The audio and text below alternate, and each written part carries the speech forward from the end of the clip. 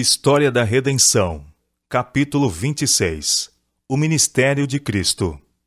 Depois que Satanás terminara suas tentações, afastara-se de Jesus por algum tempo, e os anjos lhe prepararam alimento no deserto e o fortaleceram, e a bênção de Deus repousou sobre ele. Satanás fracassara em suas mais atrozes tentações, contudo, aguardava o período do ministério de Jesus, em que deveria, em diferentes ocasiões, experimentar sua astúcia contra ele. Esperava também prevalecer contra ele, estimulando aqueles que não receberiam a Jesus a odiá-lo e procurar destruí-lo. Satanás realizou um conselho especial com seus anjos. Estavam desapontados e enraivecidos de que em nada tivessem prevalecido contra o Filho de Deus. Resolveram ser mais astuciosos e empregar o mais que fosse possível ao seu poder, a fim de inspirar incredulidade no espírito dos de sua própria nação quanto a ser ele o Salvador do mundo, e desta maneira desanimar a Jesus em sua missão. Por mais exatos que pudessem ser os judeus em suas cerimônias e sacrifícios, se fossem conservados com os olhos fechados quanto às profecias, e levados a crer que o Messias deveria aparecer como um poderoso rei mundano, poderiam eles ser conduzidos a desprezar e rejeitar a Jesus. Foi-me mostrado que Satanás e seus anjos estiveram muito ocupados durante o ministério de Cristo, inspirando aos homens incredulidade, ódio e escárnio. Muitas vezes, quando Jesus proferia alguma verdade incisiva, reprovando seus pecados, o povo se tornava enraivecido. Satanás e seus anjos compeliam-nos a tirarem a vida do Filho de Deus. Mais de uma vez apanharam pedras para atirar-lhe, porém anjos celestiais o guardaram e o afastaram da multidão irada para um lugar de segurança. Outra vez, quando as claras verdades caíam de seus santos lábios, a multidão lançou mão dele e o levou ao cimo de uma colina, com o intuito de o lançar abaixo. Surgiu entre eles uma contenda quanto ao que deveriam fazer com ele, quando de novo os anjos o ocultaram à vistas da multidão, e Jesus, passando pelo meio, retirou-se. Satanás ainda esperava que o grande plano da salvação fracassasse. Exerceu todo o seu poder para endurecer o coração do povo e tornar hostis os seus sentimentos contra Jesus.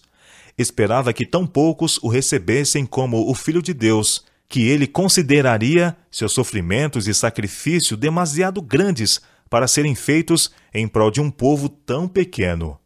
Mas, se tivesse havido apenas 2 pessoas que aceitassem a Jesus como Filho de Deus e nele crescem para a salvação de suas almas, ele teria levado a efeito o plano. Aliviando o sofrimento. Jesus iniciou a sua obra quebrando o poder de Satanás sobre os que sofriam. Restabeleceu os doentes a saúde, deu vista aos cegos e curou os coxos, fazendo saltar de alegria e glorificar a Deus. Restabeleceu a saúde os que tinham sido enfermos e por muitos anos presos pelo poder cruel de Satanás. Com palavra cheia de graça, consolava os fracos, os receosos, os desanimados.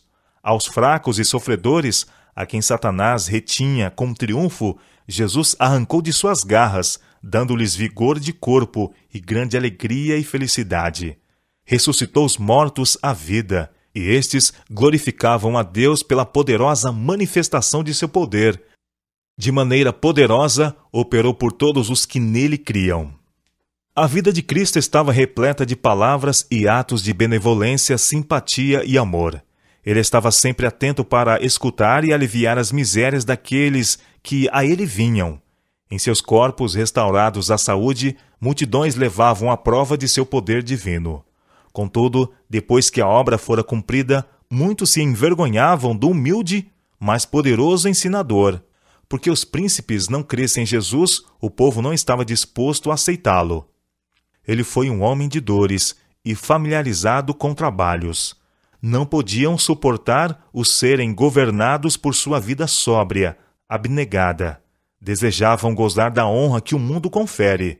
Todavia, muitos seguiam o Filho de Deus e escutavam as suas instruções, banqueteando-se com as palavras que tão graciosamente caíam de seus lábios. Suas palavras eram repletas de significado e contudo tão claras que os mais ignorantes as poderiam compreender. Oposição ineficaz. Satanás e seus anjos cegaram os olhos e obscureceram o entendimento dos judeus, e instigaram os principais do povo e os governadores para tirarem a vida do Salvador.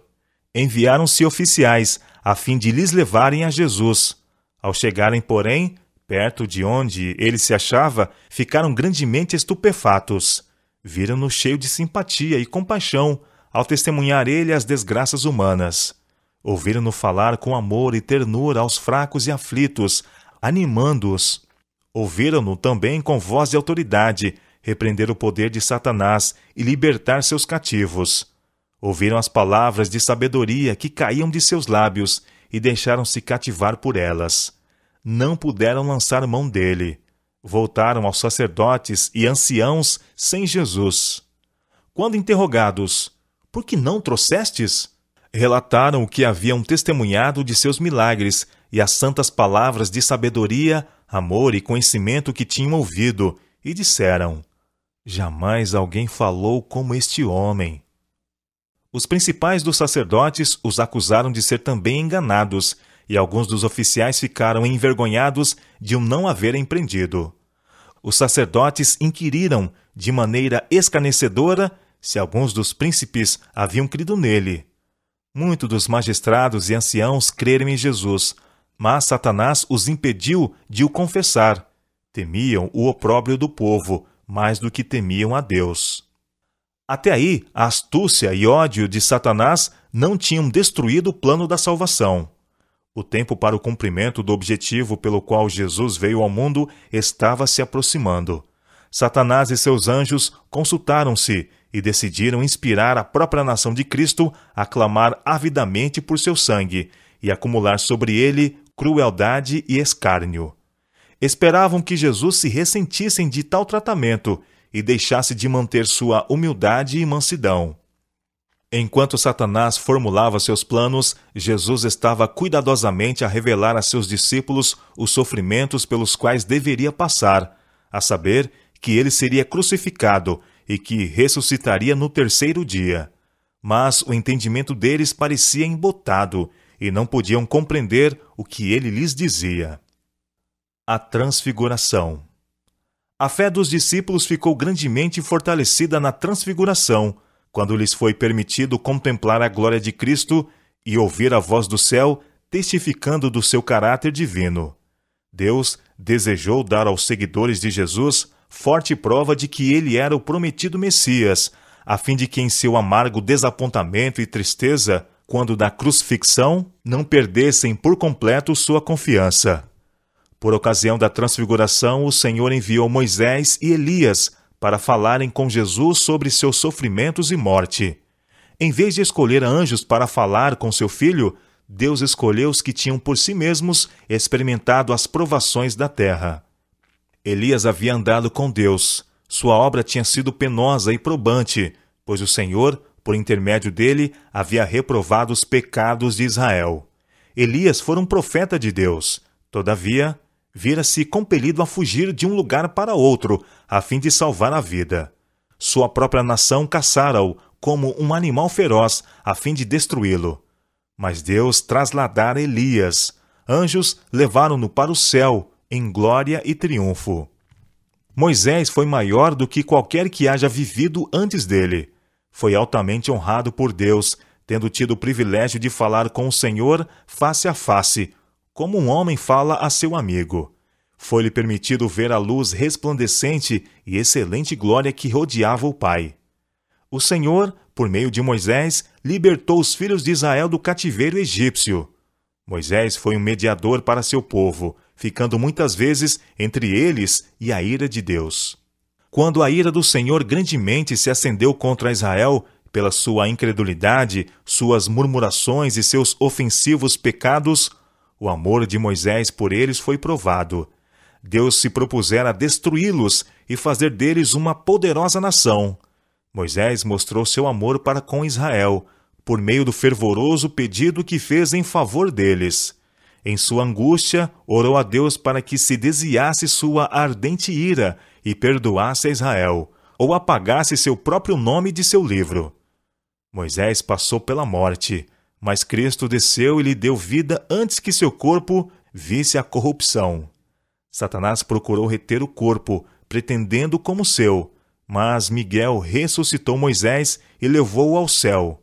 Satanás maldisse amargamente a Deus, acusando de injusto por permitir que sua presa lhe fosse tirada. Cristo, porém, não repreendeu a seu adversário, embora fosse por sua tentação que o servo de Deus houvesse caído. Mansamente remeteu-o a seu pai, dizendo: "O Senhor te repreenda." Jesus tinha dito a seus discípulos que alguns havia com ele que não provariam a morte antes que vissem o reino de Deus vir com poder. Na transfiguração, esta promessa se cumpriu. Transformou-se ali o rosto de Jesus e resplandeceu como o sol. Suas vestes se tornaram brancas e luzentes.